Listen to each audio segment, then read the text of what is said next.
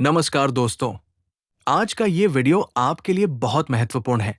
अगर आप किसी भी सरकारी देरी से परेशान हैं, अक्सर जब हमारा प्रमोशन रुक जाता है, एमसीपी समय पर नहीं मिलती या हमारी पोस्टिंग में कोई गड़बड़ी होती है, तो हम बहुत परेशान हो जाते हैं। आज के डिजिटल दौर में सबसे पहला ख्याल आता है सीपी ग्राम्स पोर्टल पर ऑनलाइन शिकायत दर्ज करने का। लेकिन रुकिए, क्या आप जानते हैं कि एक छोटी सी जल्दबाजी आपके करियर पर भारी पड़ सकती है?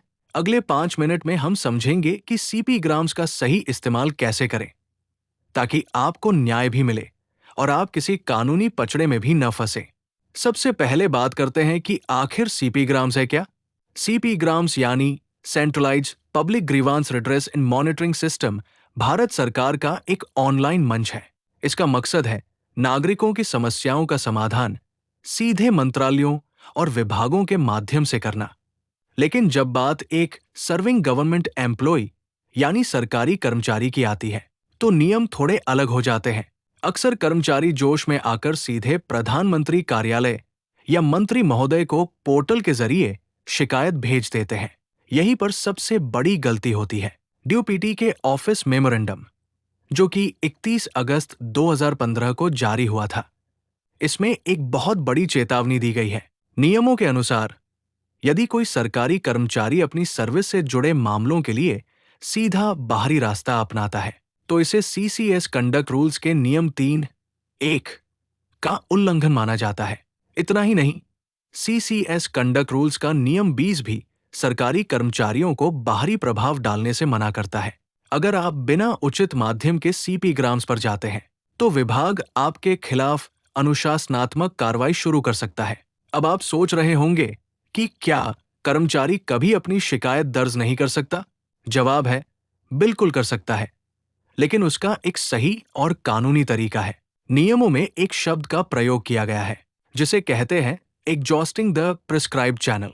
इसका मतलब है कि आपको सबसे पहले अपने विभाग के अंदर मौजूद सभी रास्तों को आजमाना होगा। चलिए समझते हैं कि ये प्रॉपर चैनल आखिर काम कैसे करता है। सबसे पहला स्टेप है अपने इमीडिएट सुपीरियर यानी अपने ठीक ऊपर के अधिकारी को लिखित में एक रिप्रेजेंटेशन देना। अपनी बात को बहुत ही शालीनता और तथ्यों के साथ लिखें। जब आप ये पत्र दें, तो उसकी एक फोटोकॉपी पर रिसीविंग या डायरी नंबर लेना कभी न भूलें। अगर 1 महीने के भीतर वहां से कोई संतोषजनक जवाब नहीं मिलता, तो आप दूसरे स्टेप पर बढ़ें।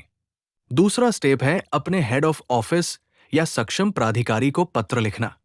इसमें पिछले पत्र का संदर्भ यानी रेफरेंस जरूर दें कि आपने पहले भी कोशिश की थी। अगर विभाग के अंदर आपकी बात नहीं सुनी जाती, तभी आप सीपी ग्राम्स जैसे बाहरी मंचों का उपयोग करने के पात्र बनते हैं। अगस्त 2024 में डीआरपीजी ने नई गाइडलाइंस जारी की है।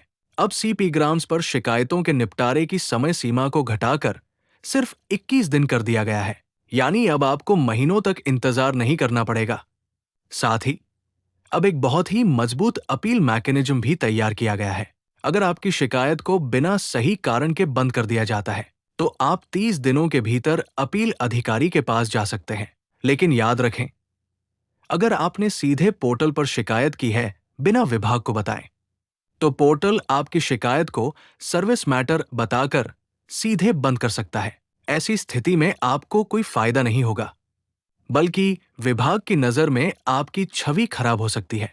आरटीआई यानी सूचना का अधिकार से जुड़ी बातें सीपी ग्राम्स पर नहीं डाली जा सकती।